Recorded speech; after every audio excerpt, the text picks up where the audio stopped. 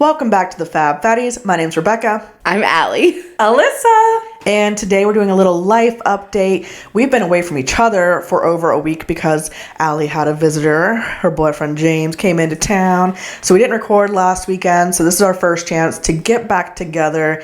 A lot of life has been lifing. So we're just going to sit, chit chat, shoot the shit, share the things that are happening, and have a little group sesh with you.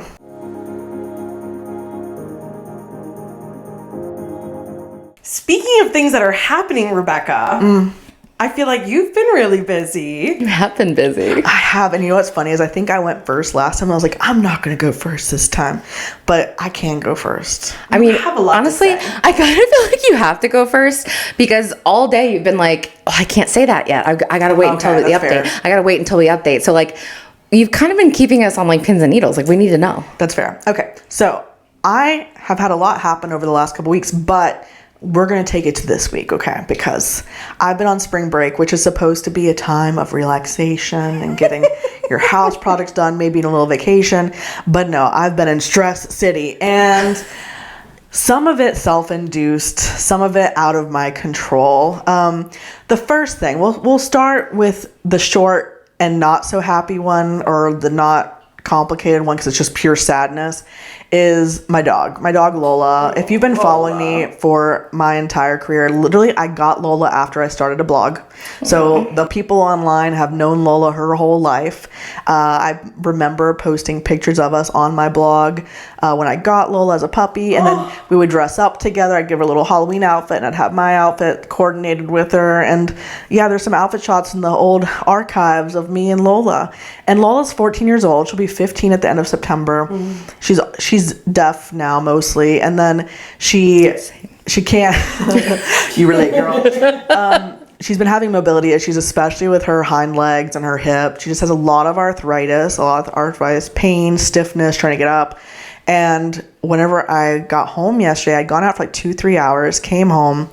She had gotten herself into a corner, backed herself in the corner, couldn't get herself up. And when I did get her up, I noticed that her right side hip was swollen. It was a completely different shape than her hip on her left side. So I immediately freak out. When I try to get her up, she couldn't stand up for a little bit without my help.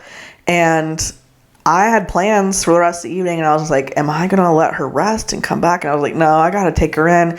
So after a minute, when she realized it was dinner time, the girl rallied, okay? She rallied. She stood up. I got her on a rug. My apartment is like one of those ones that has the faux wood flooring and it's slippery. So I have all these little rugs down so she can go from one rug to another. Got those all in the right places, and she ate her dinner. She went to the bathroom. She was walking. I could tell she was not wanting to put a lot of weight on her right hand leg. Went bathroom fine. And I was like, okay, I can calm down, but we got to figure out what's making the swelling happen. So I took her to the emergency vet. It was about a 3+ hour experience. Yeah, that was a long time. Yeah. And I didn't get to be with her for most of it because she had to go get x-rays, and then they said, oh, she's feeling pain, so we're going to give her pain medication. We had to let that marinate, and then we can go do the rest of the x-rays. And the good news about the x-rays is they showed that there was no skeletal issue in terms of breaks. She didn't hurt herself and break a bone or break her hip, anything like that. She just had a lot of arthritis in her hips. And I was like, okay, but this lump on her hip, what are we going to do about that? And like, well, she probably fell and had soft tissue damage, and that's why she has swelling there. All you can do is give her pain medications and then hot cold compresses on it. So $900+ later, we're on our way back with 5 days worth of medication. And of course this happened on a Friday, so I gotta wait until Monday to call my actual vet and get her there for a longer visit. But essentially because she's old, like her liver enzymes are high, she can only go on certain pain medications. If she goes on a pain medication, she's gonna have to go on a liver medication. She's gonna have to get that checked every so months. So it is what it is. It is what it is. Lola is still very cognitively there. She wants to eat. She loves her people. She's doing the doggy life. But it is very hard watching your dog deteriorate. And we had a conversation off camera about the fact that like I really struggle with the responsibility to determine her end of life care and what that looks like and what that means. And, you know, I'd rather her just die naturally in her sleep. Yeah. But I don't want her to be in such a bad place that she's dying naturally in her sleep, you know, because she's in an emergency situation. Yeah. So yeah, like it's just, Poor baby. we're on the pathway there. And I got Lola when I was 22. Yeah. I am 37. Fuck. I'm 37. You know, like she's grown up with me. Yeah. She's grown up with me. And It's a decade and a half. yeah, like, You're old. yeah. So yeah, that's been very heavy. Yeah. I feel stress. I feel stressed with the fact that I'm not at home and I don't know how she's doing. You know, I check in on my little cameras. I didn't hear any crying, and Lola's a crier. So I think we're good. You know, I think she's sleeping, especially now that she has these pain medications. But I'm stressed to leave her. I'm stressed to be near her. I am stressed with my animal, and I love her, and I hate having to see her go through it. You know, and so it is just, this is the part, right? We get dogs, they bring so much love to our lives, and we have to be the strong ones at the end of their lives. And like, it sucks. And I have lived alone with her for almost her entire life. It's just me, and it's gonna have to be just me. Like, I'm gonna have to be the one that makes the calls, and I can't put off the decision to someone else. And even then I probably wouldn't want to, because let's face it, I'm a control freak. So yeah, I mean, I know personally that like Jenny, who cleans my house, and we've had a relationship where she's cleaned my house every couple weeks for a couple years now. Like, we're really close. She loves Lola. I feel like she loves Lola at the same level I love Lola. Aww. And I am Lola's mother. So me and her have already talked. When the day comes, me and Jenny We'll be there together. will be there together. And love Lola that. loves Jenny. Like, love licks her whole that. makeup off her face. Yeah. So we know that will be the case. And it's just, you know, it's sad to know it's getting closer. Yeah. So that's been part of my week, and it's been stressful and, really upsetting. And then the other part of my week is that I went on my first date since my last relationship ended. Yeah. And this week, this is where it's been a whirlwind that I've kind of opted into that probably could have calmed the storms a bit. It was a good first date. We started talking, and like, we literally didn't stop talking. All right. So it was one of those online conversations. Most men I meet, I'm like, whew, you're boring. All right.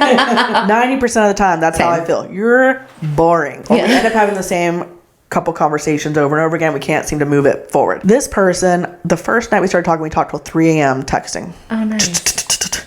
Back and forth, back and forth. We were just asking each other questions. The questions seemed really interesting. It wasn't like the typical questions. We'd say something like, it would spark another question. We had a lot of commonalities. We were both in marching band. We both, he literally grew up in the town my family grew up in. Like, I was 2 houses down in another county, but like, he grew up where I grew up. He went to school with my cousin. Weird. So like, there are all these little overlaps, and I started also building like, listen, it's been a minute since I've been physical with someone. Okay. I was getting rowdy. All right. I was getting hot and bothered. Yeah, girl, hot and bothered. Getting rowdy. I was getting hot and bothered, and I did know that I needed to like calm that down. I knew I needed to calm that down, but I went into our date like super attracted to what we had been talking about, personality wise, physically wise, and I was like, this is making me anxious because it could be spectacular. Could be. All right, so we meet, and I could tell he was shy. I mean, he was literally shaking when he first. Like, full body tremors? Like, we met at a Barnes & Noble, and we're looking at books. We both are readers. And, like, he's shaking. And he acknowledges he's shaking. Wait, did you meet at the one at Burkdale? No, we met the one in Concord Mills area. Oh, duh, yeah, you said. So there was that. And it took a little while. Like, we were talking, but it took a little while to get the eye contact going and all of those things. And we then, I mean, this date started at 2:30. It didn't end till, like, 9. Oh, my gosh. Okay? Because we did that, and then we I don't know why I'm sounding surprised. Like, we waited for her to text us like all goddamn day. we literally looked at everything Barnes & Noble could have had. We decided there's a mall across the street. Let's go to the food court and like get something to eat for dinner. Okay. And then we had also talked about a couple stores that like, cause I told them about Miniso, which has these little treats that I like, little mystery boxes and stuff. And this is where my anxiety peaked. All right. Because the mall used to be the place that me and my past partner went to. We went there a lot. We went there because there are a lot of Pokestops, and we liked catching Pokemon. There are certain it was in between both of us. But like our dates, we probably went to that mall for dates 4 or 5 times because the movie theater was also there. Like, so I had a little bit of like, ooh, I'm doing the exact same actions and I've changed out the person, and that felt weird to me. Okay. I think I had a little bit of like deja vu, but not, and so that scared me. And then I also think that seeing pictures is different than like seeing someone in person, and I wasn't sure I felt that same physical connection in person that I felt through talking. And then I felt really judgmental for that. Like I felt bad because here is this person who, talking wise, I'm really enjoying, but I'm not sure I'm feeling the attraction aspect of it. And I felt bad about that, especially because he came across to me as very like gentle, non-judgmental kind of person. And I'm like, I'm making judgments about my likes and dislikes, But are you making judgments or do you have preferences? I think they kind of go both, like I think there's an element of like, it's not a judgment in terms of I think he's a bad person, right? Yeah. But I do think I'm like, okay, like what does it mean? What does it mean attraction wise? He's doing and saying all the things I'm attracted to. There's a look aspect I'm not attracted to. And I realize like we probably are looking for both. Like we're looking for someone who has both of those things. Sure. But also I'm like, okay, attraction can build. Attraction doesn't have to come the first day, And so, yeah, I felt bad, and I called y'all, about the fact that I felt bad because I really did enjoy it. But there were a couple aspects I was like, I'm not sure about this thing. Alyssa kind of talked me through the fact that I didn't have to make a decision right then. Allie kind of was like, just because he's a nice person doesn't mean you gotta date him. Yeah. Yeah, and I'm still conflicted because we're still having good conversations and we're talking about things that I struggle to talk with some people, and I think for me right now, I'm like, okay, hang out with them again. And if you still feel like there's not the attraction, then it's friendship. And that's okay. Yeah. But I do think the fact that I had built it up in my head was like this really big thing. Yeah. And it felt like a lot of promise, that the come down from that was that. And then I also just experienced a lot of anxiety. And I think part of that anxiety was like, okay, we've only gone out once and I can tell he likes me a lot. And I can tell that he would be interested in something serious. And like, oh, I'm not ready. And should I even be dating at all? Something that I'm often talking about in therapy is that you are in charge of your own feelings and they are in charge of their own feelings. And it is not your responsibility to pull back because he is being more committed than you feel like you're ready for. It is his responsibility to show up the way that he wants to show up. It is not your responsibility to regulate that for him. And it's really hard. But I don't think you have done anything to lead him on or to make him feel like you are ready to push forward or any of those things. Yeah. And I think in that vein, like it was really important for me that night and the next day, like I did work on being very transparent about the fact that I was having anxiety, about the fact that, I didn't tell him, hey, I'm not sure if I'm attracted, but I was like, we need to slow it down because that really made me like super anxious of feeling like I have to make a decision of whether we're going to be in a relationship. Not that he even asked me. Yeah. But just I think the seriousness of which we were talking about things. And I'm like, that, I got freaked out and I need to take steps back. Well, I think, and I know we talked about this, but like, I think that that's something to keep in mind is that, again, like you literally started talking to this person like a week ago, right? You don't owe this person anything, right? You don't owe them the same level of attraction that they have to you. You don't owe them the same level of commitment that they have to you. You don't owe them anything at this point, right? But yeah, transparency and honesty is always going to be like my number one, right? And so I also think that there is like maybe on a small level, like some guilt around having these preferences because I do think that as fat girls, right? Like we weren't always encouraged to have preferences, right? We were just kind of taught to take what we can get. And so it doesn't necessarily feel great to be on the other side of that, right? To be the one that has the preferences. Yeah, I think in general, I'm trying to really interrogate like where those preferences are coming from. And some of them are like things I'm not as proud of about myself. It's okay. And then like I also, when I think about like what I owe him or what I don't owe him or anything like that, like I do, my thought is just, and this is where I try to center myself, the only thing I owe is being a decent human. Yeah. And so like a decent human doesn't have an outcome. A decent human just means you're treating them appropriately and sharing your thoughts Right. and being honest, you know, like to do any of the others would be the not. I don't like that at that point is turning something towards him in a way that he has never needed or asked for or deserved. So yeah, I'm trying to sit with my discomfort because I'm not sure in all ways where the anxiety is coming from, but I am sure that I'm feeling anxiety and that there is something that feels unsure about it to me.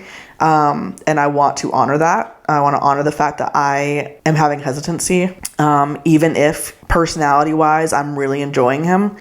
And it could indicate lots of things. It could indicate I'm not attracted to him at that level. It could also indicate I'm not ready for another emotional relationship. It could indicate a lot. So I am just trying to remember I am a week into this. Yeah. I want to do right by people. Yeah. And sometimes it makes me feel like I have to make decisions really fast. And I'm like, I don't have to, as long as they know that I am aware that their feelings get involved. And like, I just need to be very clear about where my feelings are and what hesitations I have and let them decide whether they want to keep getting to know me or not. So yeah.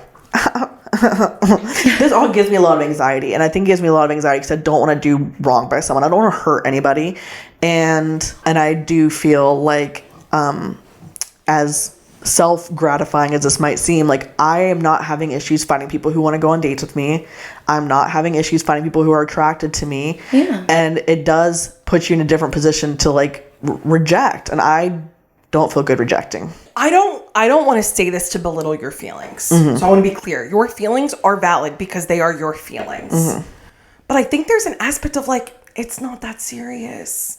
Like, it's okay to date around. It's okay to meet people. Yeah. I think you were putting way too much pressure and expectations. Like, I'm with Allie. You don't owe these people anything. Yeah. And like, you already are a good person. Yeah. I think you are putting way too much time, effort, and thought into the other person's feelings.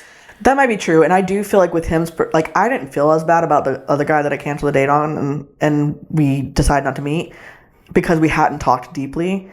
I think the reason I felt more of it towards this guy is because we had talked really deeply about a lot of things, you know, and so that made me nervous. All right, but that's what's been going on in my world, and I think you're right. I think also the fact that I didn't have work this week. I didn't have other stuff. Like I was grading a lot of essays and getting stuff done at home. I did all my laundry. But I was in constant communication, and I do think that is not healthy for me. I think I am someone that needs communication, then stop and let me get some distance from it and breathe and then communicate again, because the constantness, I just get pulled in, and it's exciting to me, but also I lack the perspective from it. And so I told that to him, and we've done better of like, let's chat, and then like, let's catch back up in 2 hours. Let's, you know, I'm like, okay, give me a moment to myself. And that was even when I was dating my last partner. He wanted to be around me anytime I had time off, and I didn't have time to just stop and reflect and like, I need that for myself, and I need to make sure I carve out time for that because it's so important for me to feel balanced on my feelings. Yeah. Because it's harder for me to process my feelings when I'm with people. Yeah. That's my life lately, y'all. Love's out there for me, I'm sure. Hey everyone, did you know that the Fab Fatties are on Patreon? Yes, we are. And you can follow us for more behind the scenes chaos. We have bloopers. We have Allie raging. We have, you know, me climbing out windows. I don't know. We just have a bunch of crazy stuff over there. Yeah. So you can find us on Patreon. That's PATREON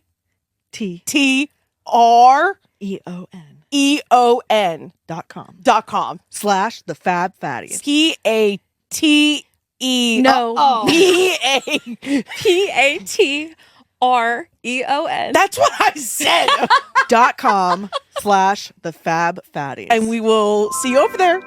Okay. Oh my God, my life is in shambles. Basically, I went from being unemployed to overemployed. I did get rid of 1 or 2 jobs, but I still currently have 3 jobs, and somehow in this economy, I still can't afford my life. But I am feeling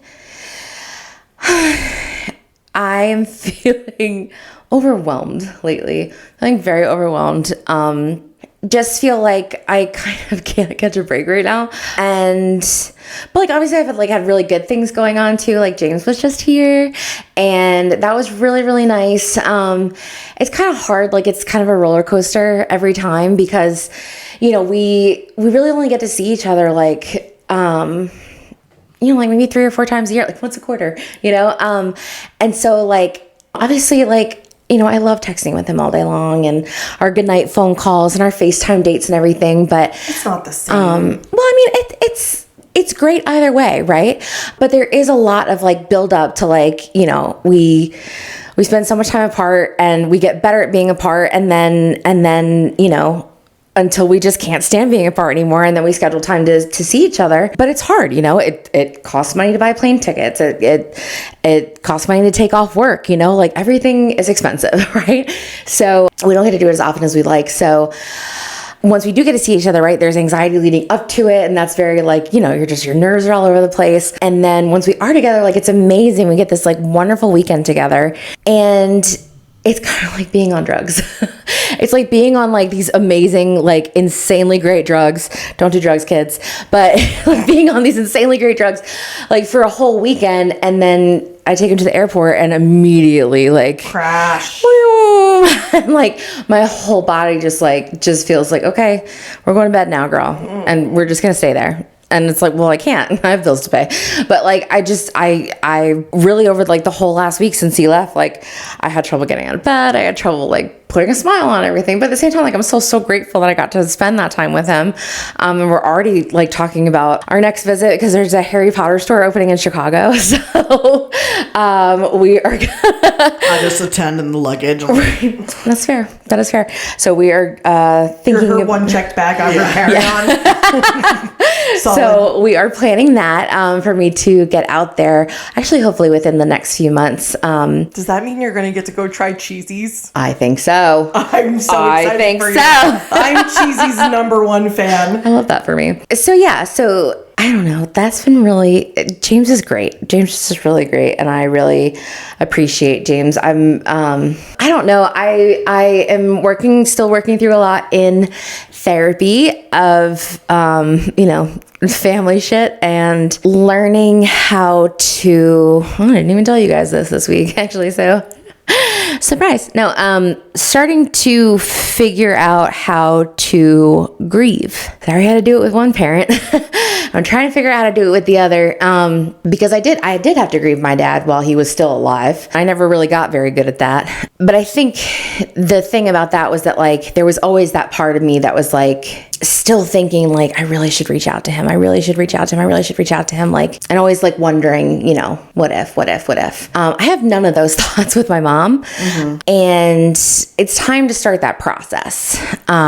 Because I just keep getting myself very worked up in situations where she's not in my life anymore and she's not going to be. And that is my decision. So it's learning how to grieve a parent that is still alive, but is no longer your parent. It's hard. It's really hard. It's hard. And there is, like, for instance, it was like 2 days after James left, I wound up getting a stomach bug, right? And this was the first time that I was like really sick since October, since I got kicked out of my mom's house. And this was the first time I was really sick and I didn't have a mom to call. And like, it was scary.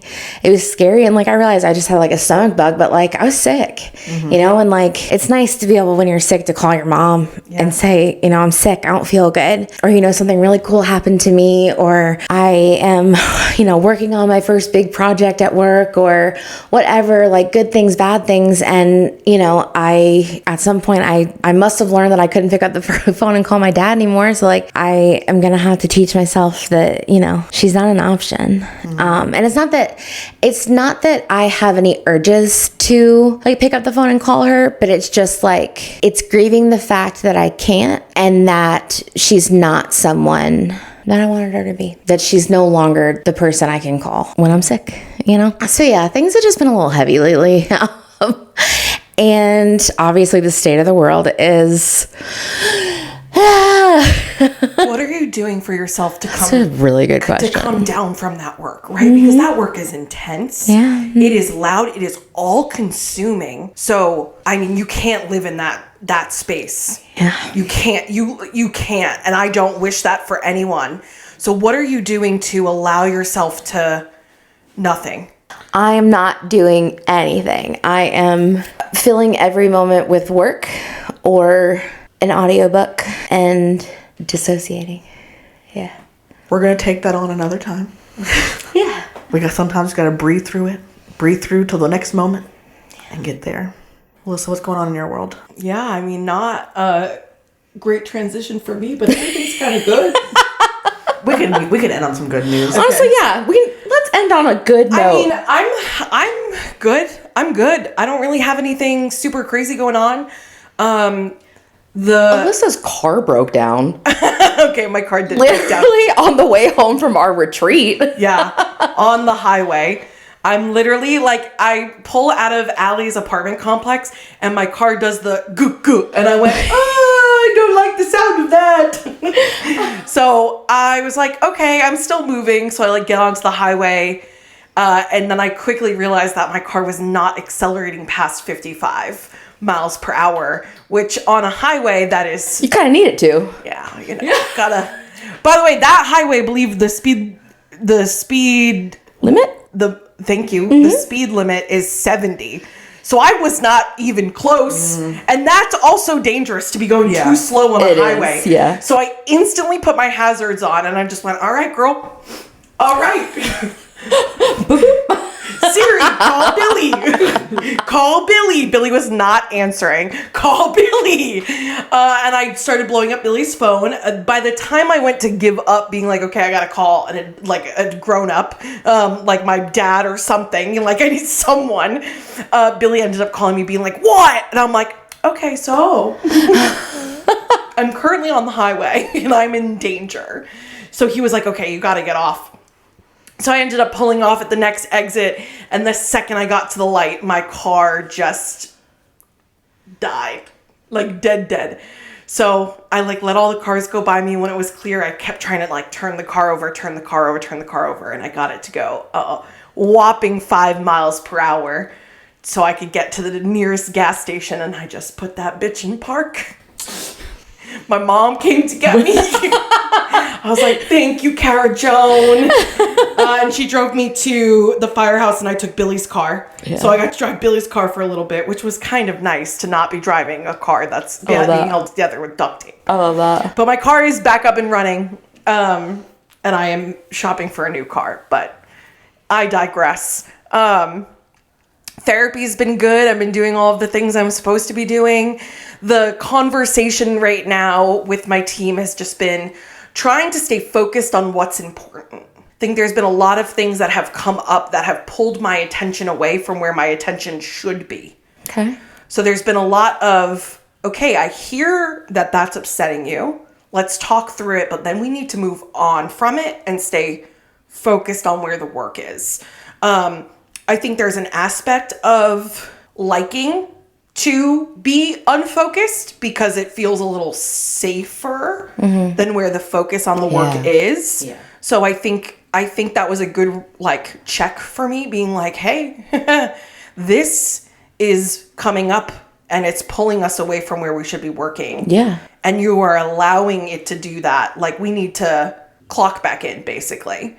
So I thought that was a really good check from my team this week. It was not easy to actually do. Yeah. I'm like, okay, but yeah. And other than that, I've just been good. I've found myself like getting up from my desk in the middle of the workday and like going for a walk. And I'm like, okay, it might be 5 minutes, but like still getting outside and getting some fresh air and moving my body for a little bit. It's just been nice. Yeah. Taking little hot girl walks. Yeah, honestly, and like short hot girl walks. You guys heard me huffing up that that little hill on Monday. It's a hot girl walk. But yeah, I mean, everything has been steady.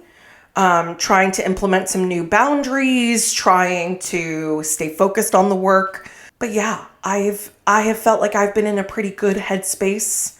Oh, my last update, my true last update is I am currently doing a month-long sleep study.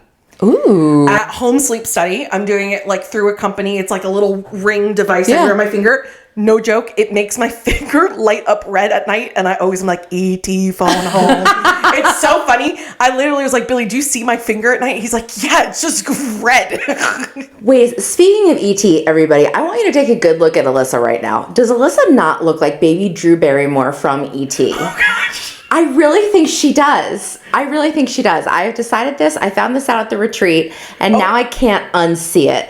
Alyssa looks like baby Drew Barrymore. I haven't seen baby Drew Barrymore. In like the cutest way. I was going to ask you, you didn't mention this, and I do feel like it was a big thing, but actually it's because I don't know the answer to it. Oh. All right, I don't know if you want to talk about it, but oh my God, last week ask the was same thing I was going to National ask. Association for Eating Disorder Week, right? Yeah. And you made this video about Renfruit, your experience with Renfruit, and I know they emailed you back, and I haven't heard any updates since. Yeah. So I don't know if you want to talk about it with the listeners or not. It's up to you. Okay. Can we, because I was also going to bring that up. So in bringing that up, I just wanted to give you flowers. Your social media shit over the last, your social media shit over the last week or two has been awesome. I've been killing it on Instagram. I said, all you bitches watch out. Not you bitches, but like you bitches. I want to be your bitches. What? I want to be your bitches. Like you bitches. I'm good not. Oh my God. Anyway, so that was fantastic. So yeah, tell us about it. Yes, it was National Eating Disorder Awareness Week, which is probably is one of the reasons I am doing well. The National Eating Disorder Week gives me a sense of purpose that I feel grounded in. Mm-hmm. I feel the community is allowed. We're present. We're being supportive. And it's really nice. It's really nice. And I think I find a different sense of motivation that week, of why I'm doing the work. And I feel maybe like it has a little bit more of a purpose. Yeah, you probably feel more plugged in to the mission, to the group, to the community. Yeah. And I feel a little less like, I definitely really feel like that entire week I don't hear diet culture. I hear National Eating Disorder Awareness Week, and I'm like, fuck yeah. Mm-hmm. But yeah, Renfruit had me on their podcast back in October. Mm-hmm. And in that process, they called me ahead of time, and we had a phone screening where they were like, what do you want to talk about? I said, that's a great question. And I feel like maybe one of the things that makes me different is I had to do a lot of self-advocacy at Renfruit. Mm-hmm. There were a lot of things that were not accessible that I needed to advocate for to be accessible in order to do the work. And I tried to be as transparent as I could that if we were to talk about this, there would be good, but they would also need to acknowledge the bad. Yeah. I felt disingenuous going on this podcast to be like, Renfruit was amazing. Yeah. Without acknowledging the struggles there. Yeah. And truly, to the therapists who, Samantha and Ashley, who run that podcast, open arms, totally welcomed it. They were excited to dig into it. The conversation, I think, went really well. And then, they said it would be coming out around the holidays. I started seeing all of these posts for other episodes. And then New Year came and I said, and I just knew in my gut at that point that I hadn't heard from them. So I sent them a message, and to which I received an email that just said, hey, I thought I emailed you, but I found it in my drafts. I was like, okay, did you? Mm-hmm. Or were you avoiding it for as long as you could, Mm-hmm. In which they said they would not be airing the episode because they didn't feel comfortable making a lot of cuts because it's my story. Mm-hmm. But they felt like from a marketing perspective, and I quote, marketing perspective, that it would not land with their audience. Well, from a marketing perspective, I love what you did in return. Well, I only did what I did because you two put I don't know, you gave me the gall, the gumption. Oh, I love. I never thought I'd be someone calling people out online. I channeled a little bit Samira, but did it get better? It got better. Okay, great.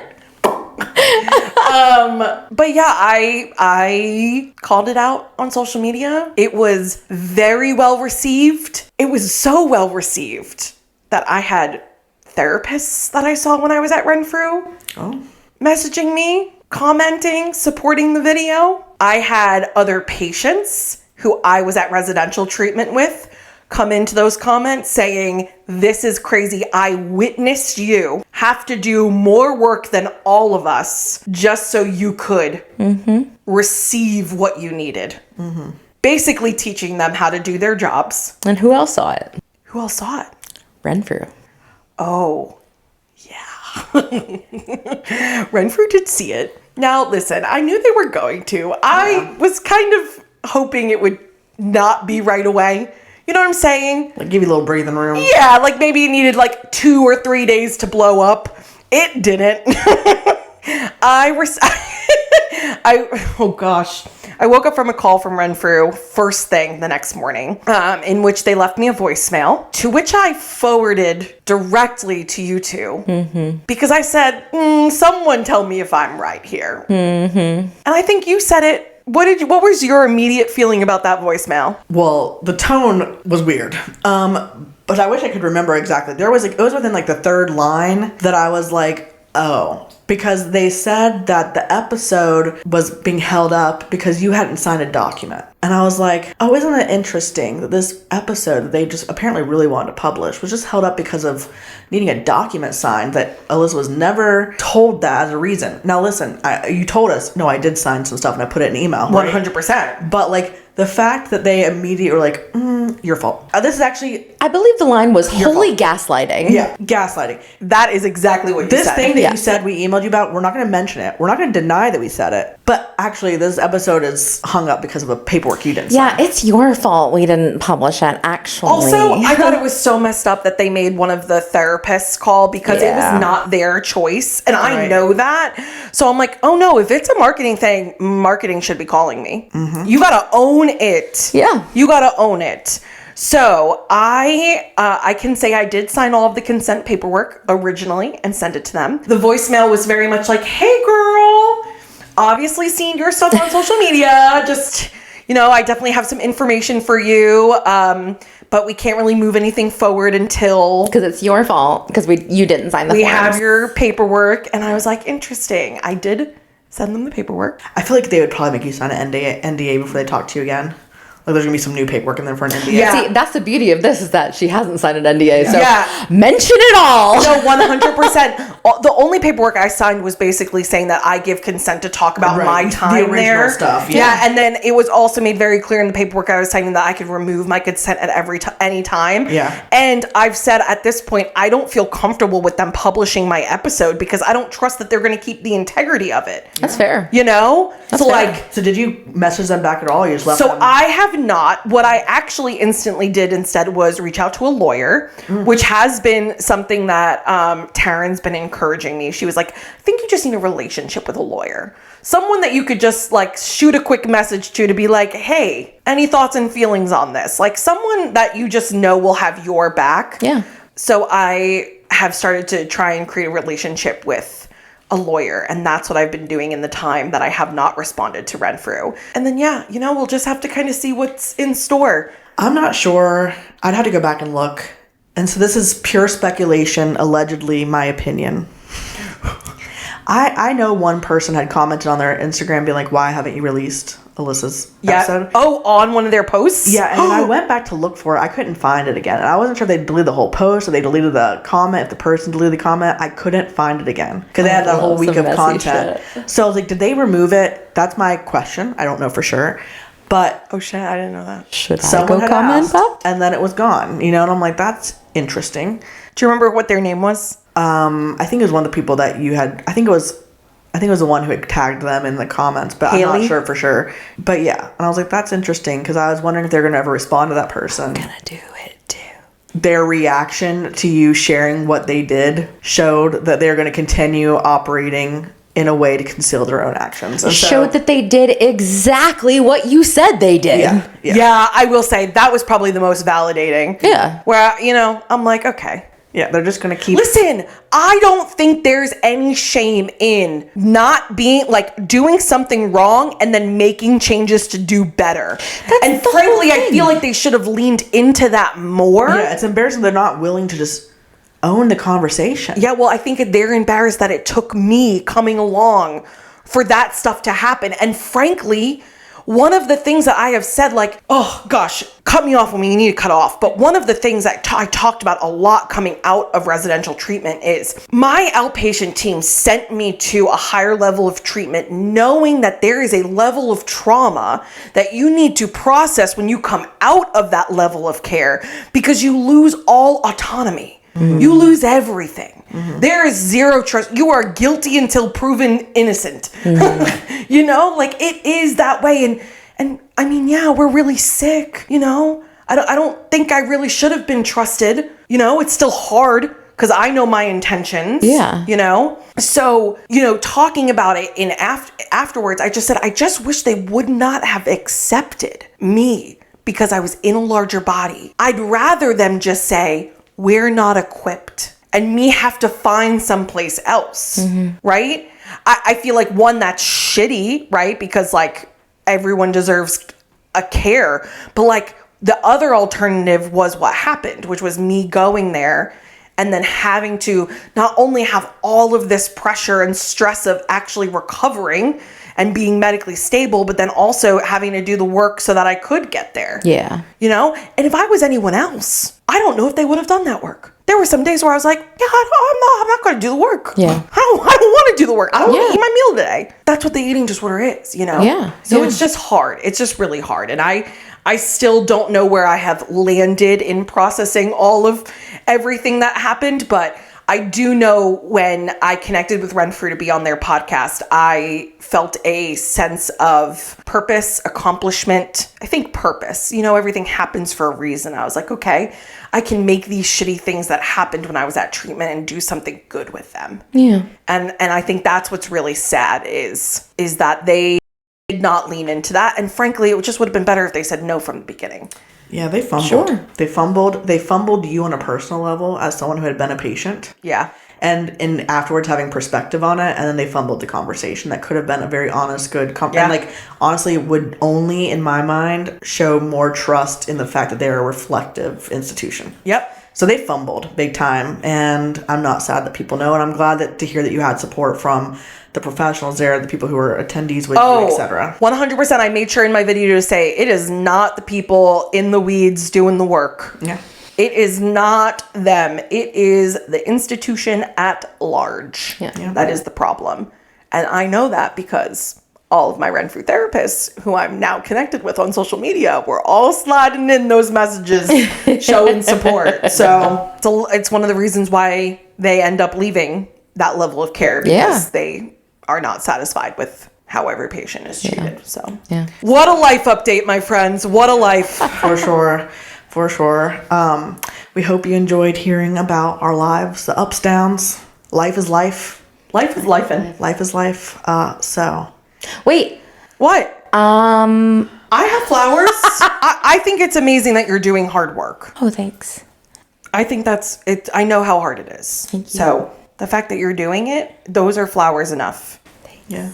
My flowers are, thank you for being friends. When I say, are you available for a debrief right now? You're both like, yes. And you go on the phone with me and immediately talk me down from my anxiety spiral. Yes. So thank you for being emotional support, friends. Rebecca, your flowers are that you are such a good person that sometimes you could be a little bit shittier. You know what? You could be shittier. And those are your flowers. You could be sure. But also, great job on the episode this week. It was a great episode. It was a fantastic episode. Fantastic episode. I mean, flowers to us as well. We were in it, but the great editing. episode. Thanks, everyone. I liked that. I like giving each other flowers. Okay, anyway, so we're fat. We're fab. And we are friends. I had to take it back. And we'll see you next time. Bye.